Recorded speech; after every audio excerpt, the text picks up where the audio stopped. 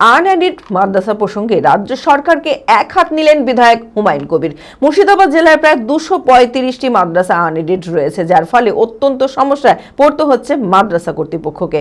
অভিযোগ, mid day meal পরিষেবা দেওয়া হচ্ছে না মাদ্রাসাগুলিকে, ঠিকমতো বেতন দেওয়া হচ্ছে না মাদ্রাসার শিক্ষকদের। এই মাদ্রাসাগুলিকে সরকারি তালিকাভুক্ত করার প্রতিশ্রুতি দেওয়া হলেও এখনো পর্যন্ত আনএডেড রয়ে গিয়েছে।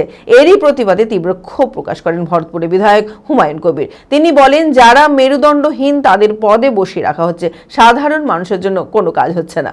মানসিক স্বাস্থ্যের জন্য সবার আগে যে নামটি মনে ভেসে ওঠে, সুস্থ মনের ঠিকানা মনোবীক্ষণ। যোগাযোগ নাম্বার 7477799513। আপনারা কবে বলছেন দেখাচ্ছেন, উনি বলেছেন এটা এডেড করে দিলাম, তাহলে এখনো আনএডেড আছে। আনএডেড আছে বলে কিন্তু টেকনিক্যালি আপনারা এই মিড ডে মিল থেকে বা অন্য কিছু সব কিছু স্ল্যাব থেকে বঞ্চিত হচ্ছেন। তাহলে উনি মুখে বলে দিচ্ছেন, তবে ওনার নিজেরই মনে নাই তো ওই রকম 100% কাজ হয়েছে। মুসলিমকে বসিয়ে রেখেছে, কোথায় বসায়?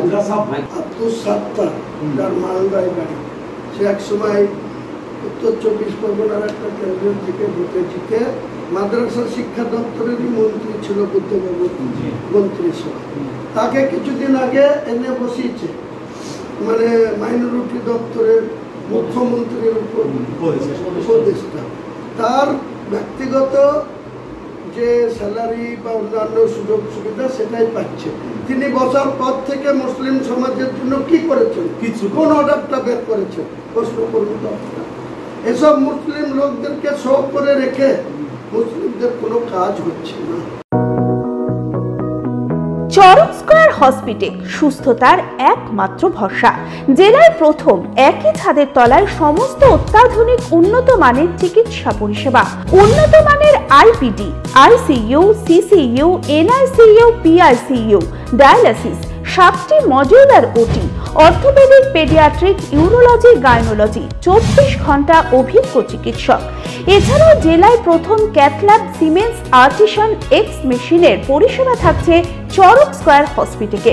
24 ঘন্টা private blood bank, MRI, CT scan, digital X-ray, cath ল্যাবের পরিষেবা। ওপিডিতে বসছেন বিশিষ্ট চিকিৎসকেরা। রয়েছে স্বাস্থ্যসাথী কার্ডে চিকিৎসার সুব্যবস্থা। চরক স্কয়ার হসপিটাল, 79 পঞ্চানন তলা, চালতিয়া, বহরমপুর, মুর্শিদাবাদ।